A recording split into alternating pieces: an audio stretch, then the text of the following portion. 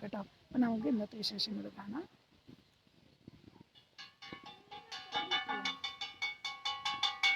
ഇന്ന് നമ്മൾ ഒരു പൂജയ്ക്ക് പോവുകയാണ്. അപ്പോൾ ഒരു ഇച്ചിരി ഗ്രാമത്തിൻ്റെ ഉള്ളിലേക്കുള്ള ഒരു വീട്ടിൽ അവിടെയാണ് നമ്മൾ പൂജ ചെയ്യുന്നത്. തുളസിത്തറയുടെ മുന്നിൽ ഇതുപോലെ ഒരു കുഴിയൊക്കെ കുഴിച്ച് ഇതുപോലെ ചതുരത്തിൽ ഒരു ചേച്ചി അവിടെ കോലം ഇടുകയാണ്. ഈ കോലം ഇട്ടിട്ട് ഇവിടെ ഒരു പൂജയുണ്ട്. ഒരു ദേവീനെ സങ്കല്പിച്ച് അവിടെ ഒരു പലകയൊക്കെ വെച്ച് അതിൻ്റെ മുകളിൽ തേങ്ങയൊക്കെ വെച്ച് അപ്പോൾ ഞാനതൊക്കെ പതിയെ കാണിച്ചു തരാം.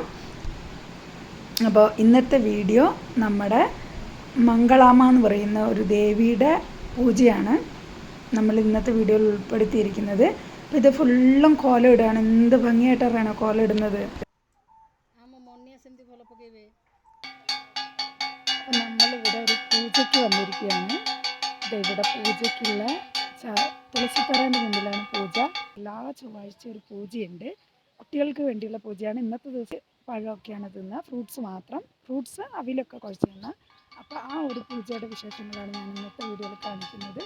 വീഡിയോ എല്ലാവരും ഇഷ്ടപ്പെട്ടാൽ നിങ്ങളുടെ അഭിപ്രായങ്ങൾ പറയണം, കമൻറ്റ് എഴുതണം. അപ്പോൾ നമുക്ക് ഇന്നത്തെ വിശേഷങ്ങളൊക്കെ കാണാം. അപ്പോൾ അവിടെ കോലം വരച്ചുകൊണ്ടിരിക്കുകയാണ്. അപ്പോൾ അത് കഴിഞ്ഞിട്ട് കുറേ പേര് വരും. വർഷത്തിലൊരിക്കൽ വരുന്ന ഈ ചൈത്രമാസം എന്ന് പറയുന്ന മാസത്തിൽ മംഗളാമ്മ എന്ന് പറയുന്ന ഒരു ദേവിയുടെ പൂജയാണ്. അപ്പോൾ നമുക്ക് ഇന്നത്തെ വിശേഷങ്ങൾ കാണാം.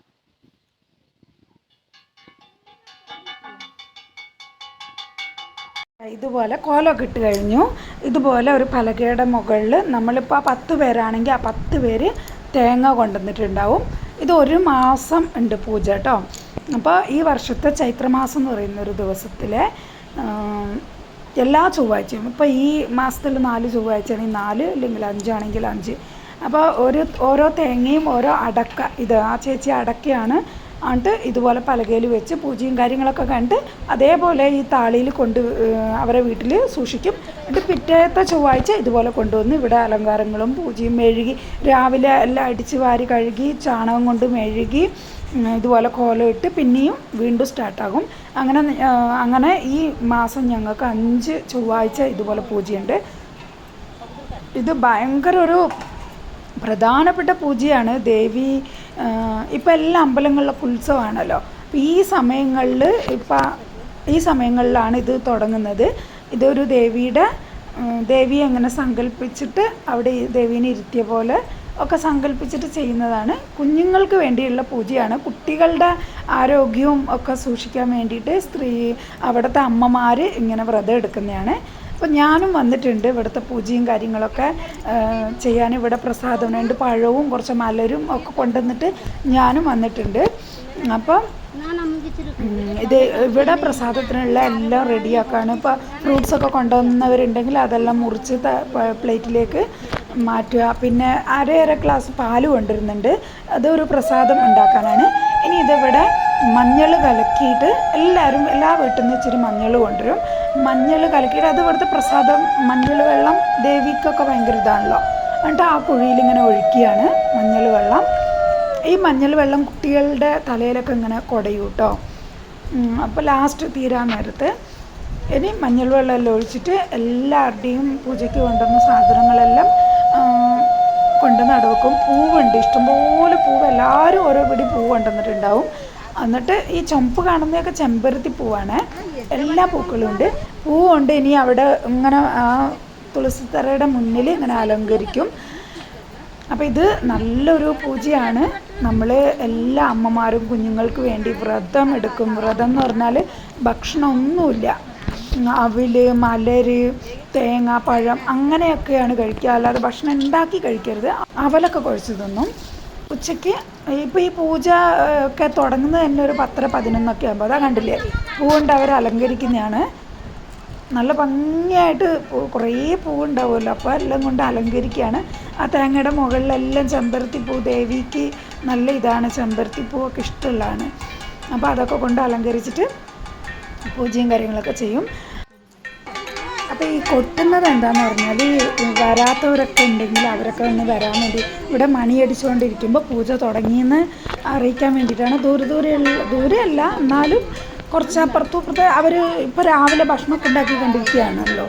വീട്ടിലെല്ലാ ജോലികളും കഴിഞ്ഞിട്ട് ഒരു 10:11 ആകുമ്പോഴാണ് പൂജ തുടങ്ങുക. അതുവരെ ഒരു തുള്ളി വെള്ളം പോലും കുടിക്കാൻ പാടില്ല. ഇവിടുത്തെ ആ മഞ്ഞൾ വെള്ളം നാവിൽ തൊട്ടിട്ട് വെള്ളം കുടിക്കാൻ പാടുള്ളൂ. പൂജയും കാര്യങ്ങളൊക്കെ തീരുമ്പോൾ ചിലപ്പോൾ 12 മണിയൊക്കെ കഴിയും. 12 മണി, അപ്പോൾ 12 മണി വരെ നമ്മൾ ഉപവാസമാണ്. അത് കഴിഞ്ഞിട്ടാണ് കുറച്ച് വെള്ളം കുടിച്ചിട്ട് അവലും പഴമൊക്കെ കുഴച്ച് തിന്നുന്നത്.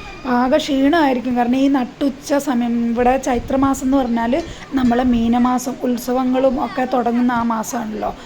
അതാണ് മീനമാസമാണ് ഇവിടുത്തെ ചൈത്രമാസം. അപ്പോൾ ഇവിടെ ഒരുക്കങ്ങളെല്ലാം കഴിഞ്ഞു. ഇനി ഓരോരുത്തരും പൂവും പച്ചരിയും ഒക്കെ വെച്ചിട്ടുണ്ടാവും. അതിങ്ങനെ ആ പലകയുടെ മുകളിലേക്ക് ഇങ്ങനെ ഇട്ട് കൊടുക്കുന്നു.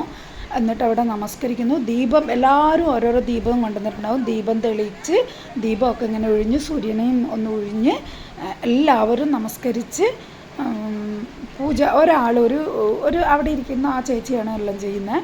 അപ്പോൾ ഒരാളിങ്ങനെ വെള്ളമൊക്കെ ഇങ്ങനെ 3 പ്രാവശ്യം ഇങ്ങനെ കുടഞ്ഞ് തളിച്ച് ഇതുപോലെ വെള്ളമൊക്കെ കുടഞ്ഞ് മണിയൊക്കെ അടിച്ച് പൂവിടും. അത് പൂജ ചെയ്തു എന്നുള്ള അർത്ഥത്തിൽ. എന്നിട്ട് എല്ലാവരും ഇതുപോലെ നമസ്കരിക്കും. അപ്പോൾ പൂജ കഴിഞ്ഞു കേട്ടോ, അത്രയേ ഉള്ളൂ. എന്നിട്ട് എല്ലാവരും അവരവരുടെ പൂജയും കാര്യങ്ങളൊക്കെ സാധനങ്ങളൊക്കെ എടുത്തിട്ട് പോകും. ഇനി എല്ലാവരും ഒന്ന് നമസ്കരിക്കുന്നതൊക്കെ നമുക്ക് കാണാം.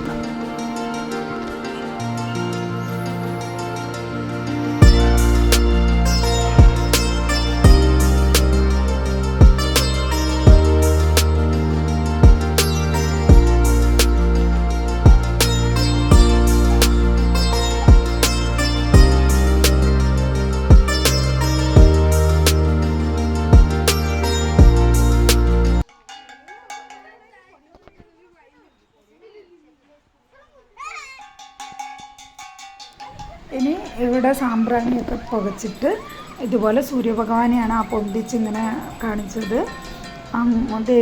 ദേവീനെയും സൂര്യഭഗവാനെയൊക്കെ ഇങ്ങനെ നമസ്കരിച്ചിട്ട് ഇതിൽ ഈ ഇലയിൽ വെച്ചിരിക്കുന്നത് പൂവ്, കറുകപ്പുല്ല്, അരി, പച്ചരി, അത് ഇങ്ങനെ ദേവീൻ്റെ അതിൻ്റെ പുറത്തേക്ക് ഇങ്ങനെ ഇടുകയാണ്. തുളസിത്തറ സങ്കല്പിച്ചിട്ട് ഇങ്ങനെ ഇട്ടിട്ട് ദീപം ഇങ്ങനെ 3 പ്രാവശ്യം ഒഴിഞ്ഞിട്ട് അവിടെ വെക്കും. എന്നിട്ട് നമസ്കരിക്കും. അങ്ങനെ എല്ലാവരും ഇത് ഇവിടെ നമ്മൾ തേങ്ങയും അടക്കയും വെച്ചിരിക്കുന്ന 10 പേരെങ്കിൽ 10 പേരും ഇതുപോലെ ചെയ്യണം. പൂവിങ്ങനെ ദേവിയുടെ മുകളിലേക്ക് ഇട്ടിട്ട് ഇങ്ങനെ നമസ്കരിക്കണം, മുട്ടുകുത്തി ഇങ്ങനെ നമസ്കരിക്കണം. എന്നിട്ട് എല്ലാവരും പിള്ളേരുടെയും വലിയവരുടെ ഒക്കെ മുകളിലേക്ക് ഇങ്ങനെ മഞ്ഞൾ വെള്ളം കുറച്ച് തലയിലേക്ക് തളിക്കും. എന്നിട്ടൊരു സ്പെഷ്യൽ കൂടിയുണ്ട്. എല്ലാവരും കൊണ്ടുവന്ന പാല്, പഴം ഒക്കെ ഇട്ട് ഇങ്ങനെ കുഴച്ചിട്ട് നല്ല അടിപൊളി ഒരു ജ്യൂസ് ഉണ്ടാക്കും. അത് ഇവിടുത്തെ ഒരു പ്രധാനപ്പെട്ട ഒരു പ്രസാദമാണ്.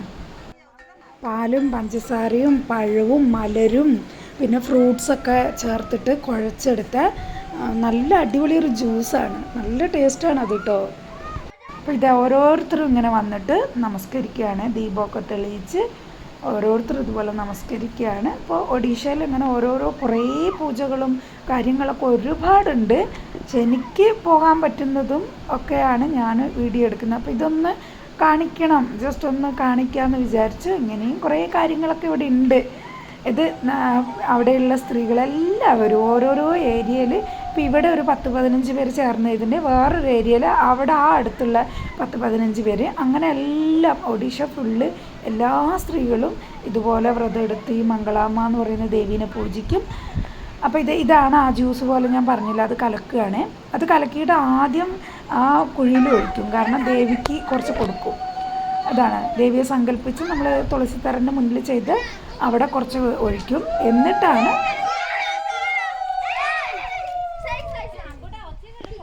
എല്ലാവരുടെ ഗ്ലാസ്സുകളിലേക്കും വീട്ടിലേക്ക് കൊടുത്തുവിടും. അപ്പോൾ ഇവർ ഈ പൂജയും കാര്യങ്ങളൊക്കെ ചെയ്യുമ്പോൾ ഇങ്ങനെ ഒരു സൗണ്ട് കുരവിടുക അങ്ങനെ എന്തോ ഇല്ലേ, അത് ഇവർ സൗണ്ട് ഉണ്ടാക്കുന്നുണ്ടോ. അത് ഇവിടെ ഒഡീഷയിൽ ഒരു പ്രധാനമായിട്ടോ എന്ത് പൂജയും കാര്യം നല്ല കാര്യങ്ങളൊക്കെ ചെയ്യുമ്പോഴും ഇപ്പോൾ കല്യാണം കഴിഞ്ഞ് മരുമകൾ വീട്ടിലേക്ക് കയറി വരുമ്പോൾ ഒക്കെ ഈ കുരവിടലുണ്ട്. ഇതാ ഞാൻ പറഞ്ഞില്ലേ മഞ്ഞൾ വെള്ളം ഇങ്ങനെ തളിക്കുന്നത്, അതാണ് ഇപ്പോൾ ചെയ്തുകൊണ്ടിരിക്കുന്നത്. എല്ലാവരുടെ തലയിലേക്ക് ഇങ്ങനെ മഞ്ഞൾ വെള്ളം തളിച്ച് ദേവി അനുഗ്രഹിച്ചു എന്നുള്ള ഒരു ഇതാണ്.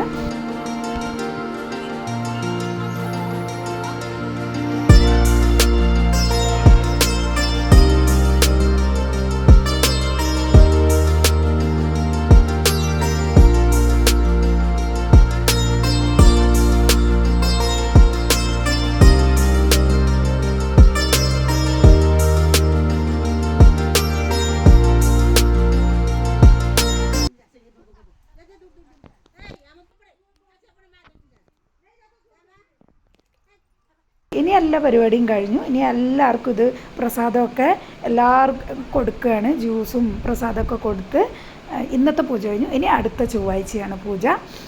എന്നിട്ട് ഇതിന്ന് ആ ദേവീൻ്റെ തുളസിത്തറേൻ്റെ മുന്നിലുള്ള എല്ലാവരും ഓരോ പൂവ് എടുത്തിട്ട് നമ്മളിങ്ങനെ തലയിലും ചൂടും കേട്ടോ. അപ്പോൾ അങ്ങനെ എല്ലാവർക്കും ഓരോരോ പൂ കൊടുക്കും. അത് എനിക്കും ആരോ പൂ കൊണ്ട് തരുന്നുണ്ട്, ഞാനത് കാണിച്ചു തരാം. ഇല്ലേ, എനിക്കും പൂ കൊണ്ട് തന്നു. എല്ലാവരും തലയിൽ ചൂടി. ഇനി ഇത് ഈ കലക്കി വെച്ച ജ്യൂസ് എല്ലാവരും കൊണ്ടുവന്ന ഗ്ലാസ്സുകളിലേക്ക് പകരുകയാണ്. അത് പകർന്ന് എടുത്തു കഴിഞ്ഞാൽ എല്ലാവരും അവരവരുടെ സാധനങ്ങൾ എടുത്തിട്ട് വീട്ടിലേക്ക് പോകുന്നു. പിന്നെ ഒരുപാട് ജോലികളൊക്കെ ഉണ്ടാവുമല്ലോ. അപ്പോൾ ഇതാ വെള്ളവും കുടിച്ച് പ്രസാദമൊക്കെ കഴിക്കുകയാണ്. പൂജ കഴിഞ്ഞ് നമ്മൾ വീട്ടിലേക്ക് പോവുകയാണ്. ഇനി അവിടെ ചെന്നിട്ട് കാണാം. ഇതാ ഞാൻ പൂജയെല്ലാം കഴിഞ്ഞ് വന്നു. ഭയങ്കര സമയം ഇപ്പോൾ 12 മണിയാകാനായി. അപ്പം നല്ല ചൂടാണ്. ഈ ചൂട് സമയം ഈ പൂജയെല്ലാം കഴിഞ്ഞ് വന്നു. അപ്പം ഞാൻ പൂജയെല്ലാം കഴിഞ്ഞ് വന്നു. 12 മണിയാകാനായി. ഇതുവരെ ഒരു തുള്ളി വെള്ളം കുടിച്ചിട്ടില്ല. അപ്പം ഇനി വേണം വെള്ളമൊക്കെ കുടിക്കാൻ. പൂജ കഴിഞ്ഞ് വന്ന് അവിടുത്തെ വെള്ളമൊക്കെ വെച്ചിട്ടുണ്ടാക്കില്ല, അതാണ് ആ വെള്ളമാണ് ആദ്യം കുടിക്കേണ്ടത്. എന്നിട്ട് ഇല്ലെങ്കിൽ ആ മഞ്ഞൾ കലക്കി ആ തുളസിത്തറയിൽ ഒഴിച്ച് ആ വെള്ളം തൊട്ട് നാവിൽ വെച്ചിട്ട് ആണ് നമ്മൾ വെള്ളം കുടിക്കേണ്ടത്. അപ്പോൾ ഇന്നത്തെ പൂജയും കാര്യങ്ങളൊക്കെ നിങ്ങൾ കണ്ടല്ലോ. ഇവിടെ ഒഡീഷയിലെ ഒരു പ്രധാനപ്പെട്ട പൂജയാണ്. മംഗളാമ്മ എന്ന് പറയുന്ന ഒരു ദേവിയുണ്ട്. ഞങ്ങൾ ആ അമ്പലത്തിൽ പോകുന്നുണ്ട്. ഈ ചൈത്രമാസത്തിൽ അവിടെ ആ അമ്പലത്തിൽ കൂടി ദർശനം ചെയ്യുകയാണെങ്കിൽ ഭയങ്കര ഒരു പുണ്യമാണ്. അപ്പോൾ ലാസ്റ്റത്തെ വിശേഷങ്ങൾ കൂടി ഞാനൊരു വീഡിയോ ചെയ്യുന്നുണ്ട്.